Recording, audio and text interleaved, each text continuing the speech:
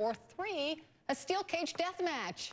Okay, so number 3 is a joke, but admittedly, it's the most desired outcome because I'd pay to watch that. With me to talk about all of this, political science professor from Hiram College, Jason Johnson, and Will Cain, political writer for The Blaze and CNN political commentator. Welcome to you both. Good morning. Thank you. Good morning. So, Will, I'll ask you that question.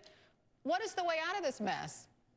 You think you're going to be surprised by my answer? I'm going to take option 2 on your list. Democrats opt for some compromise to move this government forward, get it back up and running again. And I think the offers have been made. I mean, I think it's, for example, a clear option could be delaying the individual mandate. So let's go with option 2.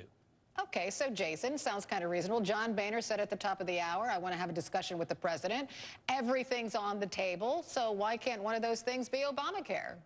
I think one of the problems is that the Republicans keep giving Obama, like, a blank ransom note. Like, they want something. They want something, and it's been really clear the president doesn't want to negotiate. I have a 4th option that they can go for, the 2014 midterms. If Obamacare is going to be such a huge mess anyway, the Republicans should let it roll out, absolutely fail, run in 2014, and take over the Senate. I think there are things they can do other than holding the government and the debt ceiling hostage and still make their point. Okay, so... See, that doesn't solve the problem, though. That's just kicking the can down the road like they always do.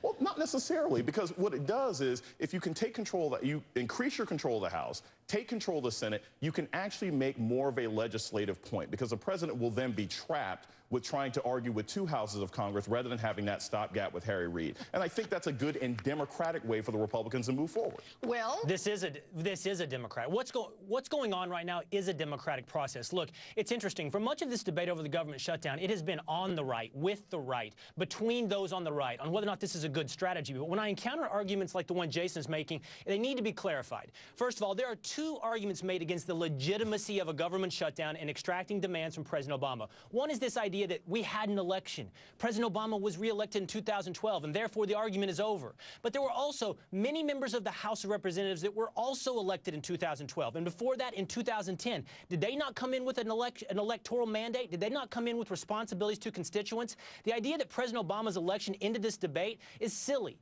But the second thing that challenges the legitimacy is it's the law argument. We hear it from Jon Stewart and others. It's the law.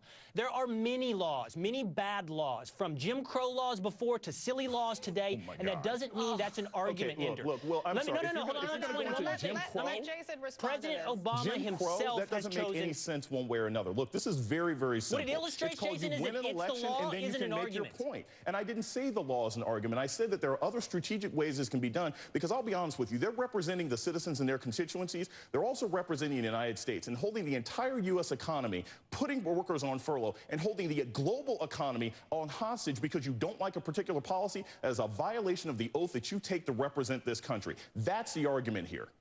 Well, so just to respond to that, he's conflating 2 separate arguments. One, the government shutdown hasn't had global economic impacts. We're 8 days about the into debt this. ceiling.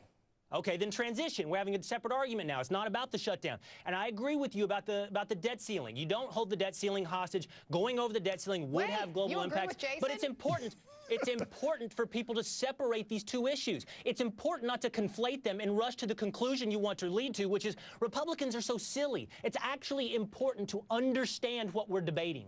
The suggestion that people don't understand and that's why they disagree with the Republican Party is part of why we keep talking back and forth and not making a point. I don't think that the Republicans are inherently wrong for having problems with the Affordable Care Act. I just think there is a better strategy to go ahead with doing this. And they are the ones who have conflated these 2 issues. If they hadn't waited the entire summer because they thought Obama was going to blink, we wouldn't be in this situation to begin with. There's a better way to go, and it's a way that actually respects the entire United States public, not just the constituency that's putting you back in the office. All right, we're going to have to leave it there, guys.